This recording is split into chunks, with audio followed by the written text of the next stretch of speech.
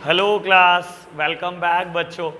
बेटा मैंने reserves and surplus में एक आइटम ऐड कराई थी शेयर ऑप्शन के नाम से, जिसको बेटा मैं प्यार से इसोप बोल रहा था। लो जी, इसमें चर्चा करनी है मुझे थोड़ी सी। बेटा इसोप की फुल फॉर्म है एम्प्लॉई स्टॉक ऑप्शन प्लान या एम्प्लॉई स्टॉक ऑप्शन प्रोग्राम। लो प्यारे बच्चों, पहले इसको बहुत आराम से समझेंगे कि क्या ये चीज़ है। बाबू, एक पर्सन की ऑर्गेनाइजेशन में ज्वाइनिंग होती है, मान लो 1 अप्रैल 2020 को। ऑर्गेनाइजेशन बोलती है कि आपका ना 6 महीने का ट्रेनिंग पीरियड रहेगा, 30 सितंबर 2020 तक आप ऑर्गेनाइजेशन में ट्रेनिंग करोगे, ठीक है। और बेटा होता क्या है, ऑर्गेनाइजेशन आपकी ट्रेनिंग पे लाखों करोड़ रुपए फूकती है, ठीक है ना। और बाबू आप फिर भी क्या करते हो, ऑर्गेनाइजेशन चुपचाप 3 से 4 महीने में क्विट करते हो, साइड हो जाते हो। अब ऑर्गेनाइजेशन का हर हाल में लॉस है कि आप 3 से 4 महीने में क्विट कर दोगे, 6-6 महीने की ट्रेनिंग लेते हो और भाग जाते हो। बाबू कभी भी ऑर्गेनाइजेशन ऐसे केसेस में लाखों करोड़ रुपए आपसे रिकवर तो कर नहीं पाई, जबकि आपके ऊपर खर्च उसने पूरे करे। तो बेटा ऑर्गेनाइजेशन में ना कुछ टाइम से कल्चर स्टार्ट हुआ कि बॉन्ड साइन कराएंगे हम। और बॉन्ड भी अगर आप साइन कराते हो तो आप 6 महीने साल भर एम्प्लॉय को रोक पाते हो, ठीक है ना। आपसे बॉन्ड साइन कराया जाता है ना कि आप 6 महीने साल भर ऑर्गेनाइजेशन को छोड़ नहीं सकते, और अगर आपने बीच में छोड़ा तो हम आपसे जितनी आपकी सैलरी है उसका डबल पे करके जाओगे। मान लो अगर आपका पैकेज 6 लाख रुपए का है, अगर आपने ऑर्गेनाइजेशन को बीच में ही क्विट कर दिया तो लाख रुपए महीना दोगे। 50,000 रुपये महीने का पैकेज थे, जितने महीने पहले छोड़ी जॉब उसके हिसाब से लाख रुपए महीना पे करोगे। तो बेटा मैं बोलता हूँ चलो बॉन्ड साइन कराने वाला भी सिस्टम आ गया, तब भी क्या होगा बेटा, अगर आपने 1 साल का बॉन्ड साइन कराया वो 1 साल रुक जाता है, आपने 1.5 साल का बॉन्ड साइन कराया वो 1.5 साल रुक जाता है, इससे ज़्यादा वो भी नहीं रुकता। और बेटा 1-1.5 साल में भी आप अपनी ट्रेनिंग की वर्थ उस एम्प्लॉय से निकाल नहीं पाते। तो बेटा ऑर्गेनाइजेशन ने ना एक लालच देना शुरू करा, और उस लालच का नाम है बेटा इसोप। समझाने के लिए बताता हूं बेटा, आपकी ज्वाइनिंग हुई 1 अप्रैल 20 को। आपको बोला गया कि अगर आप ऑर्गेनाइजेशन में लगातार 3 साल काम करोगे तो हम क्या करेंगे, आपको ऑर्गेनाइजेशन के शेयर दे देंगे और आज ही उसका प्राइस डिटरमाइन कर लेते हैं। ऑर्गेनाइजेशन ने आपको कहा, मान लो ये कंपनी है इन्फोसिस लिमिटेड, इन्फोसिस लिमिटेड में आपको 1000 शेयर खरीदने का ऑप्शन दे रहे हैं। आज का मार्केट प्राइस है 600 रुपये, और बेटा आपको ऑप्शन दिया जा रहा है एक्सरसाइज प्राइस कि आप 400 रुपये में शेयर खरीद पाओगे 3 साल के बाद, वट एवर द प्राइस में भी। आज ही 600 रुपये का शेयर है और आपको आज ही ऑप्शन दे दिया कि 400 रुपये में दे देंगे 3 साल के बाद 1000 शेयर। क्या हो मार्केट प्राइस, कुछ भी हो, चाहे 800 चाहे 1000 हो चाहे 1200 हो जाए बेटा। बाबू एक बहुत बड़ा लालच, मान लो 3 साल के बाद प्राइस 1000 हो, यानी कि 10 लाख रुपए के शेयर आपको 4 लाख में मिल जाएंगे, 6 लाख रुपए का फायदा। तो बेटा ऐसे लालच ऑर्गेनाइजेशन देती है, इससे हम बोलते हैं बेटा इसोप, एम्प्लॉई स्टॉक ऑप्शन प्लान या एम्प्लॉई स्टॉक ऑप्शन प्रोग्राम। समझ आई बात। बाबू अब बात सुनते चलो। 1 साल बीत गया, 31 मार्च 2021 आ गई। आपकी जो नॉर्मल सैलरी आपको मिल रही है वो तो मिल ही रही है, ठीक है ना। आप ऑर्गेनाइजेशन में गालियां खाई जा रहे हो बॉस की, बहुत मन करता है जॉब छोड़ने का, लेकिन ये एक ऐसा लालच है बेटा जो गालियां खाने के बाद भी जॉब छोड़ने नहीं देता। 31 मार्च 21 आ गई, आज शेयर का दाम हो गया 700 रुपये, आपको मिलेगा 400 का। आपने कहा अब तो गालियां खाने की थोड़ी और हिम्मत आ गई क्योंकि प्राइस बढ़ गया है बेटा, तो आपने कहा 1 साल में गालियां और खा सकता हूं। बेटा 31 मार्च 22 आ गई, आज शेयर का दाम 900 रुपये हो गया, गालियां खाने की अलग स्ट्रेंथ आ गई आपके अंदर, आपने कहा 1 साल और खाई जा सकती हैं इस प्राइस पे तो गालियां। बेटा 31 मार्च 2023 आ गई, 3 साल पूरे हो गए बेटा, ठीक है ना। और आज शेयर का दाम मान लो 950 रुपये है। 950 रुपये का शेयर आपको 400 रुपये में ऑर्गेनाइजेशन देगी और 1000 शेयर का ऑप्शन आपके पास है बेटा, यानी कि लगभग 5.5 लाख रुपए का फायदा। ये जो 4 लाख रुपए आपको पे करने ऑर्गेनाइजेशन को, बेटा आपको इसको पे करने के लिए लगभग 6 महीने दिए जाते हैं। एवरेजली 6 महीने हर ऑर्गेनाइजेशन देती है कि आप 6 महीने में पे करो और 1000 शेयर ले जाओ हमारे से। समझ आई बात? अब एक बात को समझने की कोशिश करना, जो मार्केट प्राइस और जो आपका एक्सरसाइज प्राइस है, इसका जो डिफरेंस है बेटा, ये ऑर्गेनाइजेशन के लिए एक लायबिलिटी, एक कर्जा है।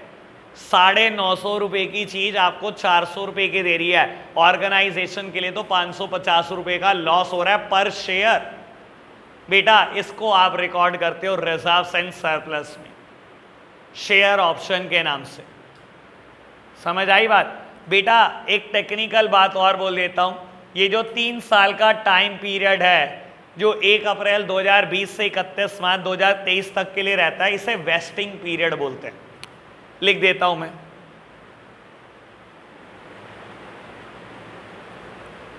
इन्फोसिस पहली कंपनी है बेटा जो इसोप लेकर आई थी इंडिया में, और उसके बाद आज की तारीख में कोई ऑर्गेनाइजेशन नहीं छोड़ती, हर ऑर्गेनाइजेशन ऐसे ही लालच देती है बेटा ठीक ठाक लेवल पर। अगर आपकी पोस्ट ठीक ठाक है तो आपको लालच ऐसे ही दिया जाता है ताकि आप ऑर्गेनाइजेशन क्विट ना कर पाओ। क्लियर बात? All clear? मार्केट प्राइस कम हो जाए, देखो बेटा आपको बता देता हूं, rare of the rarest circumstance, अगर आप अच्छी कंपनी हो तो बेटा आपका मार्केट प्राइस कम नहीं होता, और in a longer period of time कम नहीं होता। फिर भी क्वेश्चन जायज है, अगर कम हो जाए तो बेटा इट इज अ ऑप्शन, जबरदस्ती नहीं है कि बाय करना है। ठीक है ना? हाँ बेटा, ऑर्गेनाइजेशन को फायदा कैसे हो रहा है बेटा? अगर एक टैलेंटेड एम्प्लॉय को आप रिटेन करते हो ऑर्गेनाइजेशन में, तो कोई भी ऑर्गेनाइजेशन ऐसा नहीं है बेटा अगर आपको 6 लाख रुपए पे करती है तो आपसे 6 लाख का ही काम निकलवा रही है। कम से कम 12 लाख रुपए का काम उसको 1 साल का आप करके देते हो, तभी वो आपको 6 लाख पे कर रही है। तो ऑर्गेनाइजेशन का तो हर हाल में फायदा है बेटा। ऑर्गेनाइजेशन को 5-6 लाख रुपए 3 साल में पे करने से कुछ नहीं घटेगा, वो आपको 2 लाख रुपए साल का फालतू दे रहे हैं, कम से कम आपसे 6-7 लाख रुपए साल का कमा रहे हैं। ऑर्गेनाइजेशन कभी लॉस में नहीं जाती। ठीक है ना? दूसरी बात बता देता हूं बेटा, जैसे ही ये वेस्टिंग पीरियड लैप्स होता है, फिर डर शुरू हो जाता है कि ये जॉब ना छोड़ दे। आज के दिन एक और नया इसोप पकड़ा दिया जाता है कि अगर अब 3 साल रुके ऑर्गेनाइजेशन में, 1000 शेयर और दिए जाएंगे 800 के दाम पर। आज ही 950 दाम है, 3 साल बाद क्या पता 1500। तो बेटा लालच ही लालच, जॉब नहीं छोड़ने देती है ऑर्गेनाइजेशन अपने टैलेंटेड एम्प्लॉइज को, लालच दे के रखती है पूरा। इसोप क्लियर हुआ? ठीक है, तुझे कोई नहीं रखता तो झाड़ू पोछे के लिए भी ना रखे, इतना कुछ ना हो। चलो जी लो, हाँ बिल्कुल पोछे मरवाएंगे, घबराना तू। तेरी जब नौकर नहीं आते मालिक कोई लगाना पड़ता है भाई, तुझे क्या पता। चलो जी बेटा इतनी बात क्लियर हुई, ये बात ओके, कोई दिक्कत तो नहीं। एक चर्चा थोड़ी सी कंटिंजेंट लायबिलिटी पर मुझे करनी है बाबू, समझेंगे। ऑल्दो शायद हो सकता है किसी ने नाम सुना हो, किसी ने नाम भी ना सुना हो। बाबू जिसने नाम सुना है उनके लिए बता देता हूं पहले, और जिसने नहीं भी सुना वो भी समझना। बेटा जब आप 11th क्लास में बैलेंस शीट बनाते थे ना, तो आप टी फॉर्म बैलेंस शीट बनाते थे।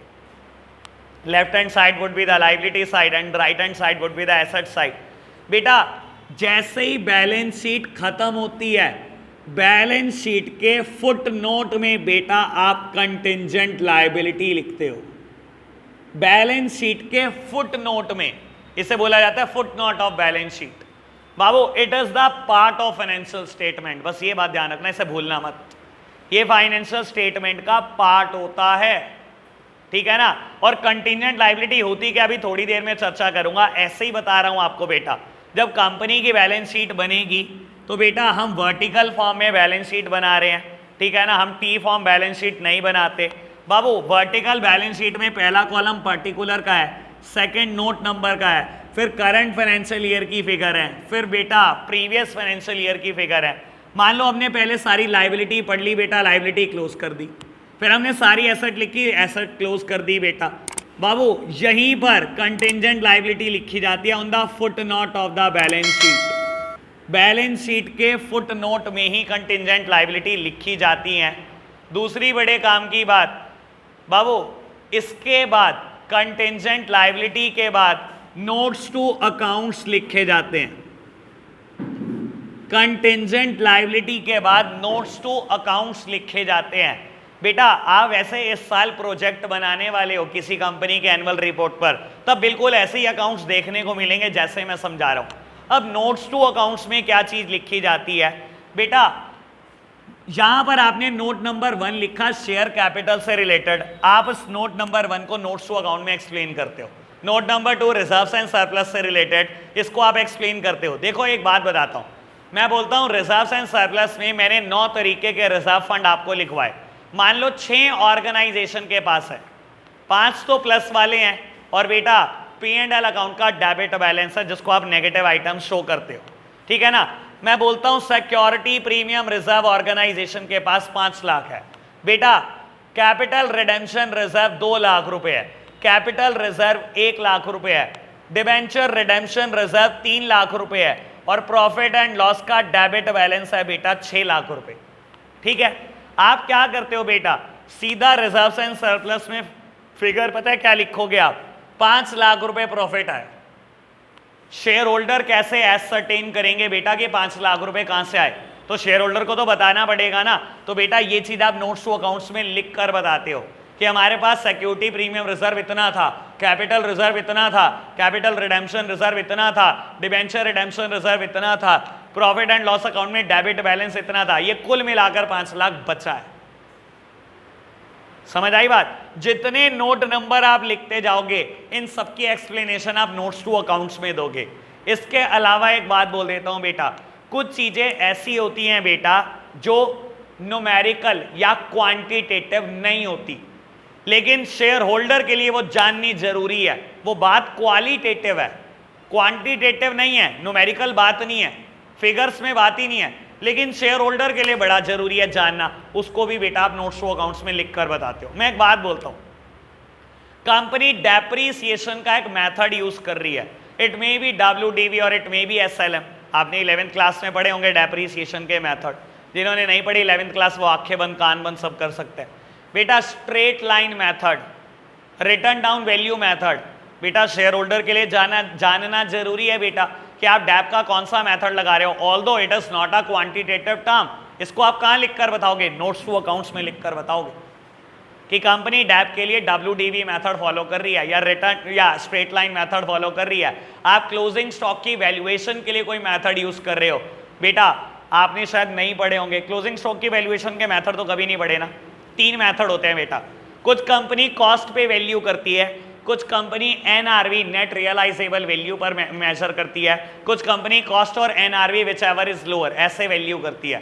ठीक है ना बेटा, ये कहां पर बताना पड़ता है, ये भी नोट्स टू अकाउंट्स में बनाना पड़ता है। बेटा आपने गुडविल की वैल्यूएशन करी है, फर्स्ट बुक तो मुझसे पढ़ी है, कुछ बच्चों ने, जिन्होंने पढ़ी है उनको याद आएगा। गुडविल के वैल्यूएशन के तो बहुत सारे मेथड हैं, average profit method, super profit method, capitalisation of average profit, capitalisation of super profit, weighted average method, 5 method है। बेटा आप कौन सा मेथड लगा रहे हो, आपने गुडविल लिखा दी एसेट साइड में बेटा, रिकॉर्ड करी हुई है कहीं गुडविल। सर बताओ तो सही शेयर होल्डर को कि गुडविल की वैल्यूएशन कैसे करी।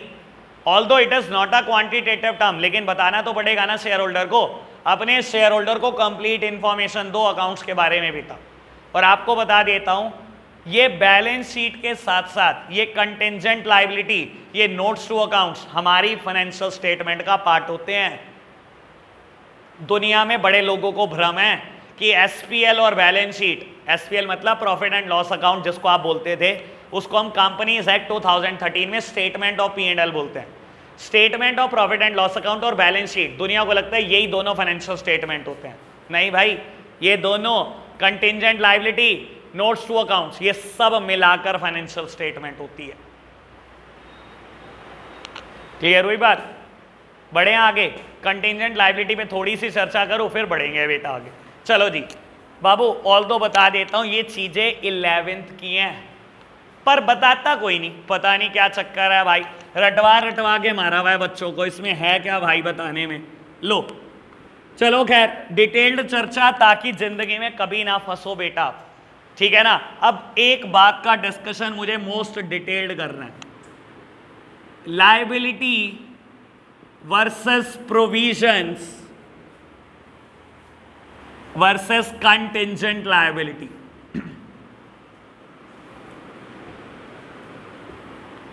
शायद मैंने कभी ना कभी 11th में बताया हो आपको। बेटा आप इन तीनों में डिफरेंशिएशन बहुत अच्छे से समझ कर चलो। लायबिलिटी, प्रोविजन और कंटिंजेंट लायबिलिटी में क्या डिफरेंस होता है। बेटा लायबिलिटी हम उसको बोलते हैं जो चीज मेरी सर्टेन हो चुकी कि ये तो होगी होगी, इसको तो पैसे देने ही पड़ेंगे, यानी कि event is certain, event certain हो चुका है कि भाई पैसे देने ही देने हैं। और बेटा लायबिलिटी के केस में मेरी अमाउंट भी सर्टेन होती है कि मुझे इतने ही पैसे देने हैं।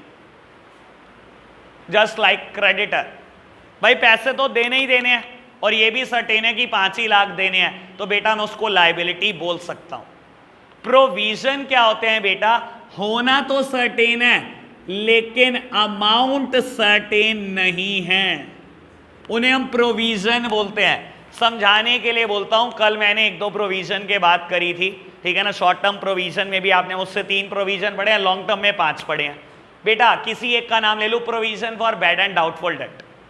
मैंने अपने डेटर से 10 लाख रुपए लेने हैं, मैं ये बहुत अच्छी तरह से जानता हूं जब उधार इतना लग जाता है ना तो कभी पूरा वापस नहीं आता। जब 10 लाख रुपए का उधार लग गया ना मेरे बिजनेस का, मैंने आज तक देखा कभी पूरे पैसे तो वापस आए नहीं। ये तो श्योर हूं कि पूरे वापस नहीं आने वाले, इवेंट इज सर्टेन कि पूरे नहीं आने वाले वापस, पर ये नहीं पता कि कितने नहीं आएंगे। तो मैं अपने अंदाजे से प्रोविजन बनाता हूं। 5% प्रोविजन बना दिया बैड एंड डाउटफुल डेट, 10% बना दिया, 5% मतलब 50,000 बना दिया कि मुझे अंदाजा लगभग 50,000 नहीं आएंगे, लेकिन शॉर्टी नहीं है बेटा। लायबिलिटी के केस में अमाउंट सर्टेन होती है, प्रोविजन के केस में अमाउंट सर्टेन नहीं होती। इवेंट का होना श्योर है, पूरे पैसे नहीं आएंगे ये बिल्कुल श्योर है, ठीक है ना। या बेटा मैंने प्रोविजन फॉर टैक्स बनाना शुरू करा, मुझे गवर्नमेंट को टैक्स देना है, ये तो श्योर है कि टैक्स देना है सरकार को, ये नहीं पता कितना देना है। क्यों? क्योंकि प्रॉफिट ही नहीं पता, अभी तो साल शुरू हुआ है, मुझे क्या पता पूरे साल में कितना प्रॉफिट होगा, कैसे दौड़ेगा ये साल, क्या पता लॉकडाउन में ही बीत जाए, कुछ कमाऊं ही ना कुछ दूं ही ना, क्या पता बेटा बहुत कमाऊं बहुत दूं, तो मुझे ही नहीं पता बेटा अभी प्रॉफिट होना कितना है, तो टैक्स कैसे बता सकता हूं मैं कितना देना है। तो बेटा लायबिलिटी का होना सर्टेन होता है as well as amount certain होती है, प्रोविजन का होना तो सर्टेन होता है बेटा, अमाउंट सर्टेन नहीं होती। अब बड़े काम की बात, कंटिंजेंट लायबिलिटी, इवेंट का भी नहीं पता और अमाउंट का भी नहीं पता। बेटा इवेंट भी सर्टेन नहीं होते और अमाउंट भी सर्टेन नहीं होती, पता नहीं होता बेटा कि आएगी भी लायबिलिटी या नहीं आएगी। बेटा समझाने के लिए एक एग्जांपल दे देता हूं आपको, कंपनी का केस चल रहा है, बेटा जीत भी सकता हूं हार भी सकता हूं, हार गया तो जज कितनी पेनल्टी लगाएगा पता नहीं, तो जीत भी तो सकता हूं। अभी कहां से श्योर हो जाऊं कि मेरी लायबिलिटी बनी गई है? तो बेटा ऐसी चीजों को मैं फुट नोट में शो करता हूं, क्योंकि ये चीजें सर्टेन नहीं हुई, क्योंकि पता नहीं है बेटा ये तो आई, जब तक ये नहीं श्योर हो जाता कि ये तो मेरे सर पे पड़ी गई है तब तक बेटा लायबिलिटी साइड दिखाऊंगा नहीं, ठीक है ना। कंटिंजेंट लायबिलिटी के बहुत सारे एग्जाम्पल हो सकते हैं, कुछ पे चर्चा कर लेते हैं बेटा। वैसे 5 बातें हैं मेरे पास इसमें बताने के लिए, चलो खैर एक एक करके चर्चा कर लेते हैं। ऑल दो बता देता हूं आपकी बुक्स में बिल्कुल क्लियर कट लिखा हुआ है कि कंटिंजेंट लायबिलिटी कभी भी आपको जज नहीं किया जाएगा, ठीक है ना। पर यार मैं देखता हूं 2018 में भी ऐसे ही लिखा था, पेपर में दे दी 1 नंबर में, बच्चों का फिलहाल 1 नंबर उड़ा दिया। वैसे भी आप तो कह रहे होंगे इतने बहुत तो हम ऐसे ही दान दे देते हैं, ठीक है ना, लेकिन चलो मैं बता देता हूं, एक बचाने की कोशिश करता हूं आपका। बेटा बहुत सारी हो सकती है कंटिंजेंट लायबिलिटी, एक का नाम बोलता हूं पहले, guarantee given by the company.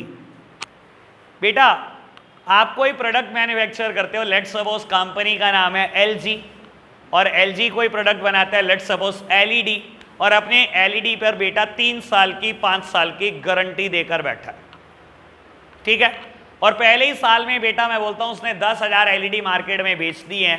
बाबू मैंने जिस दिन एलईडी मार्केट में बेच दिया उसी दिन कंटिजेंट लायबिलिटी बुक कर दी कि मैंने गारंटी दी हुई है। बाबू पक्का पता है क्या कोई दिक्कत आने वाली है? क्या पता किसी भी एलईडी में दिक्कत ना है, इवेंट का होना ही सर्टेन नहीं है। और अगर इवेंट सर्टेन हुआ कितने पैसे लेके मरेगा मुझे ये भी नहीं पता। क्या पता 5,000 एलईडी में कमी आ जाए 10 में से, क्या पता 2,000 में आ जाए, क्या पता 5 में आ जाए, क्या पता 500 में आ जाए, मुझे क्या पता कितनों में कमी आएगी। तो कंटिजेंट लायबिलिटी में बेटा इवेंट का होना भी सर्टेन नहीं है, एज वेल एज अमाउंट की भी कोई श्योरिटी नहीं होती। और जनरली बेटा ये सिर्फ क्वांटिटेटिव फॉर्म में लिखी जाती है, क्वालिटेटिव बात ही नहीं लिखते। सॉरी, जनरली ये सिर्फ क्वालिटेटिव फॉर्म में लिखी जाती है, क्वांटिटी में आप बात नहीं लिखते। फुटनोट में आपने लिखा कि मैंने गारंटी दी हुई है, बस। आपको पता ही नहीं होता ना क्या हो सकती है अमाउंट आपके ऊपर, कितने लॉसेस आपके करा सकती है ये गारंटी। समझ आई बात? गारंटी तो समझ आ गया होगा, सिंपल बात है बेटा। इसके अलावा बात करूं, एक बात तो वो आप केसेस की ही लिख सकते हो बेटा, ठीक है ना, बल्कि वर्ड टेक्निकल वर्ड लिखो, सूट ऑन कंपनी। बेटा कंपनी के ऊपर केस चल रहा है, अब मुझे नहीं पता बेटा ये केस कितने पैसे लेकर मरेगा, ठीक है ना। हो सकता है मैं केस जीत जाऊं, कुछ भी पेनल्टी ना लगे, और हो सकता है मैं केस हार जाऊं, और केस हारने के बाद ये जज का विवेक है बेटा कि जज कितनी पेनल्टी लगा देगा मेरे ऊपर। ओके बात। तीसरी बात करूं बेटा, ये बड़ी टेक्निकल बात है, पेपर के लिए तैयार रहना, इसी वर्ड पर आएगा बेटा, कुछ आएगा तो प्रपोज्ड डिविडेंड। बाबू प्रपोज्ड डिविडेंड कभी सुना है ये वर्ड? आज पहली बार सुन रहे होंगे, 12th क्लास के बच्चे, कहीं और नजर ही नहीं जा रही।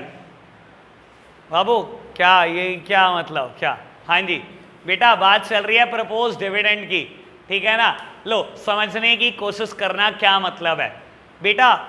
एक साल चल रहा है कंपनी के लिए, फाइनेंशियल ईयर 1 अप्रैल 21 टू 31 मार्च 22। मान लो ये फाइनेंशियल ईयर है कंपनी का। बाबू 10 महीने बीत चुके हैं, मान लो आज 31 जनवरी 2022 आ चुकी है। 10 महीने के बाद बेटा बोर्ड ऑफ डायरेक्टर को लगा कि 10 महीने में हम बहुत अच्छा, बहुत हैंडसम प्रॉफिट कमा चुके हैं। इतना हमने पिछले 2 साल में भी नहीं कमाया जितना हमने इस 10 महीने में कमा लिया, ठीक है।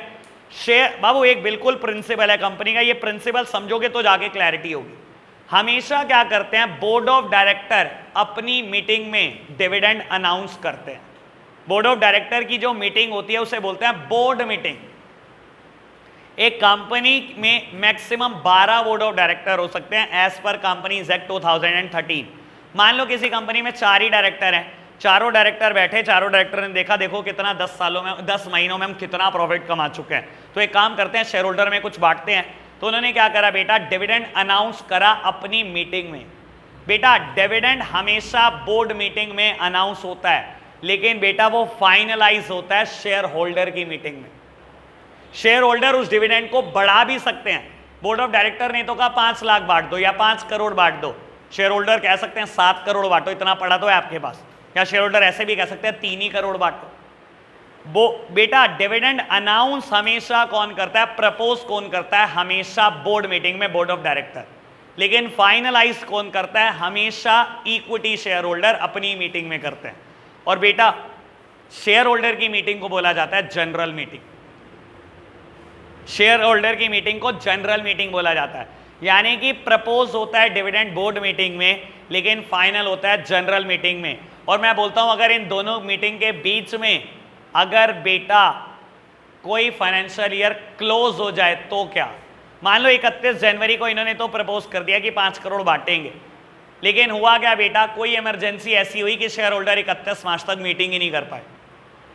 क्या 25 मार्च को इन्होंने बेटा अपनी मीटिंग में प्रपोज करा और शेयर होल्डर की मीटिंग 5 अप्रैल को रखी गई, तो बेटा बीच में फाइनेंशियल ईयर तो क्लोज हो रहा है बेटा, ठीक है ना। तो बाबू आप प्रपोज डिविडेंड को कंटिजेंट लायबिलिटी में शो करते हो। अभी नहीं आपको पता, क्या पता शेयर होल्डर मना ही कर दे डिविडेंड ना बांटो, तो प्रपोज डिविडेंड एक कंटिजेंट लायबिलिटी बन जाती है कंपनी की, ठीक है ना।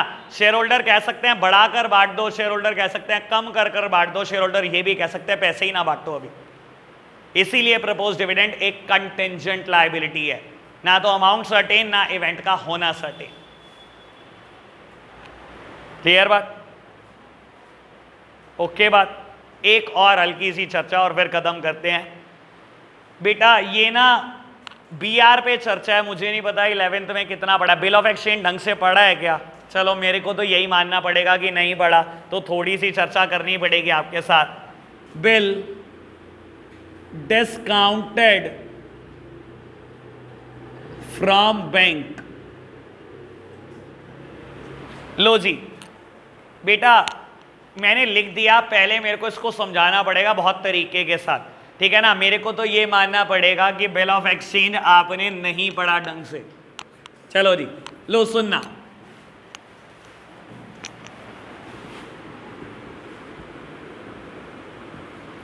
बेटा किसी मिस्टर ए ने ना मिस्टर बी को उधार पर गुड्स बेचे, ठीक है, इसने सेल करी तो इसने परचेज करी, इसकी उधार की सेल है, इसकी उधार की परचेज है।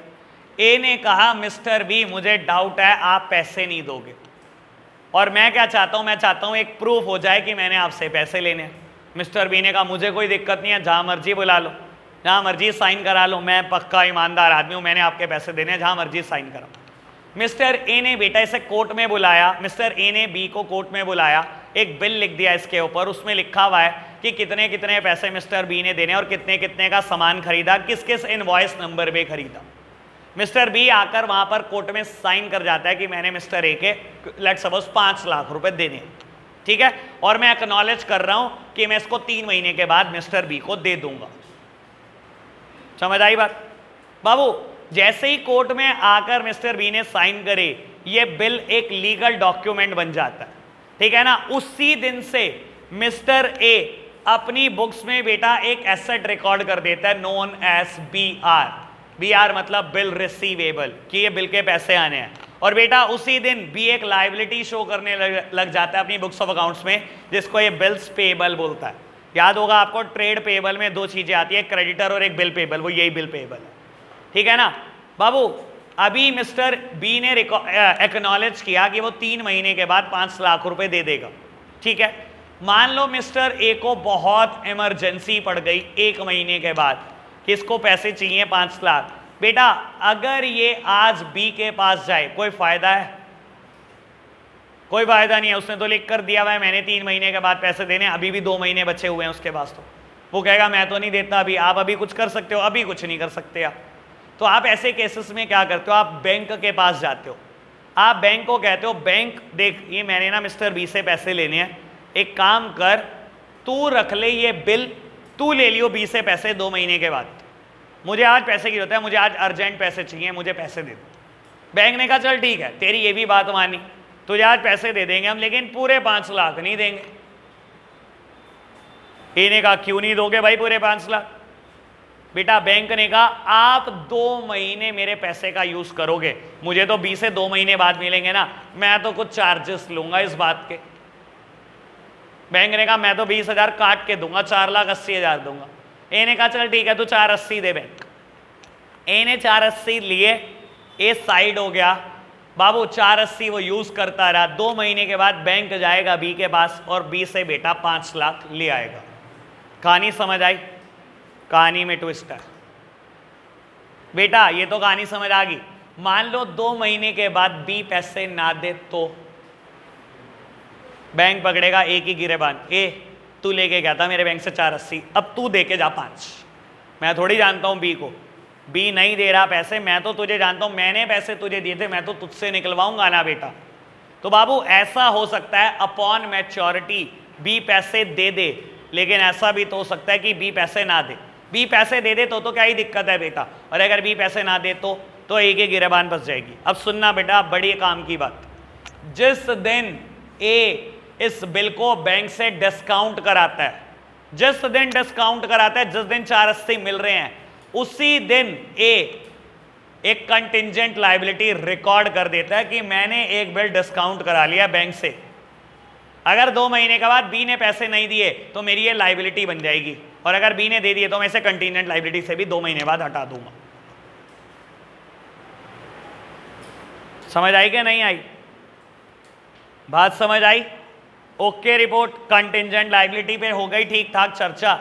ये वर्ड ध्यान रखना बेटा, यहां या यहां से तैयार रहो, ये दो वर्ड गारंटी और प्रपोज डिविडेंड, ठीक है ना? ये तो आप भूलोगे नहीं, बस इसे ध्यान रख लेना है। अनुराग बहुत खुश हो गया। चलो जी बाबू लिखना है, चलो फटाफट से इसे नोट डाउन करो, तेरा पूरा ही है बाबू। चलो जी बेटा एसेट साइड कंप्लीट करेंगे। सिर्फ मेरे को बेटा सिर्फ याद करानी है, कुछ बातें बोली है मैंने, एनालिसिस आज नहीं करना। एसेट साइड बहुत आसान है, बहुत ज़्यादा आसान। जितना पेज था सब लायबिलिटी में था, लायबिलिटी झेल चुके हो आप, सबको लगभग याद हो चुकी है बेटा, तो एसेट तो अभी याद हो जाएगी, कुछ दिक्कत ही नहीं एसेट में। लो बेटा पहले आप समझेंगे बेटा, लिखने पे जोर मत देना क्योंकि ये एज इट इज लिखा गया बेटा आपकी बुक में, ये तो बुक से भी चिपका लेना, ठीक है बाबू। सबसे पहला column particular, second one is note number, third one is figure as at the end of current financial year, figure as at the end of current financial year. बस मैं इसको प्रीवियस फाइनेंशियल ईयर लिख रहा हूं, पूरा आप लिख लेना भाई, प्रीवियस फाइनेंशियल ईयर। लो बेटा बाबू लायबिलिटी साइड मेन हेड कितने थे? 4, याद है? अब तो याद होना चाहिए। एसेट साइड सिर्फ 2 हैं, तो इससे ज्यादा सुकून क्या होगा भाई? Non current assets and current assets, सबसे आसान बात, सबसे आसान बात। और आपको पता है करंट एसेट क्या होती है बेटा? Which is expected to be realise within 12 month और which is expected to be realise within operating cycle. अब तो ऑपरेटिंग साइकिल नहीं बताना ना मुझे, बहुत चर्चा करी ना। Raw material to WIP, WIP to finish goods, finish goods to debtor, debtor to cash, ये एक ऑपरेटिंग साइकिल होता है। याद है बहुत चर्चा करी इस पर मैंने, ठीक है ना? पायल नहीं भूल सकती इस चर्चा को, ठीक है ना? हर वो एसेट्स जो 12 महीने में कैश में कन्वर्ट हो जाए या कैश इक्विवेलेंट में कन्वर्ट हो जाए, हर वो एसेट जो बेटा एक ऑपरेटिंग साइकिल में कैश और कैश इक्विवेलेंट में कन्वर्ट हो जाए, वो करंट है, बाकी सारी नॉन करंट है। बेटा शॉर्टकट बता देता हूं पहले बाबू, नॉन करंट एसेट का है FNDLO, FNDLO, और करंट एसेट का बहुत आसान CSO, ऐसे ही याद होगा ये, ठीक है बेटा? मैंने तो अपनी जिंदगी में ऐसे याद किया हुआ है और पता है नहीं कब से किया हुआ है, ठीक है ना बेटा? और आपको भी ऐसे ही याद रखना है, FNDLO एंड CSO। बेटा नॉन करंट एसेट में पहला FNDLO है तो fixed assets, second one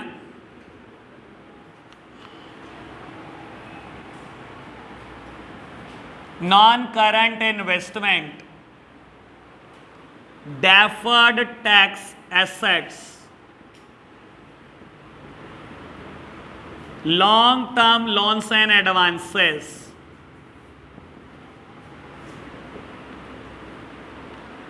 other non current assets, other non current assets। बेटा ये है FNDLO। फिक्स्ड एसेट्स, अभी फिक्स्ड एसेट्स के 4 पार्ट और हैं लेकिन है बहुत simple. Fixed assets, non current investment, deferred tax asset, ऐसा एक टर्म लायबिलिटी में भी आई थी ना, डेफर्ड टैक्स लायबिलिटी, याद है आपको? नॉन करंट लायबिलिटी में आई थी बेटा। Long term loans and advances, other non current assets. बेटा इसमें CSO, करंट इन्वेस्टमेंट, या नॉन करंट इन्वेस्टमेंट आती है या करंट इन्वेस्टमेंट आती है बेटा। इन्वेंट्रीज, जिसको आप स्टॉक भी बोलते हो बेटा, इन्वेंट्रीज, ट्रेड रिसीवेबल, वहां पर ट्रेड पेबल आया होगा बेटा, याद करो, जिसमें हमने कहा था कि क्रेडिटर और BP आते हैं, यहाँ डेटर और BR आते हैं ट्रेड रिसीवेबल में, करेंगे जब एनालिसिस करूंगा बेटा बाबू। Then CSO, cash and cash equivalent, cash and cash equivalent, cash और कैश जैसी चीजें, जैसे कि बहुत शॉर्ट टर्म इन्वेस्टमेंट, कोई सेंट्रल गवर्नमेंट की सिक्योरिटी पड़ी है, कोई बैंक बैलेंस पड़ा है बेटा, वो कैश के बराबर है, हाथों हाथ कैश में कन्वर्ट हो जाएगा, ठीक है ना बेटा? E part, short term loans and advances, short term loans and advances, और बेटा last part other current assets.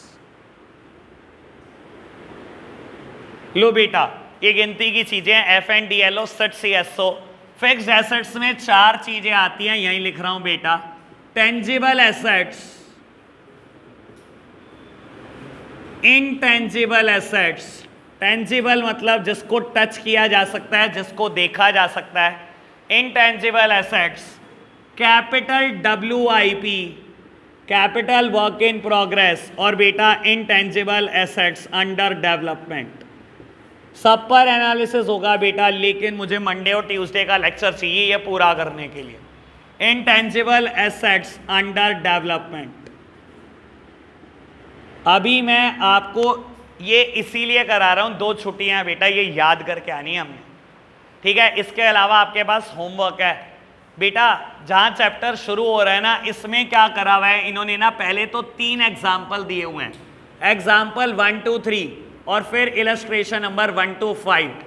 ये 8 क्वेश्चन करके आने हैं, 8 ही मिनट के हैं।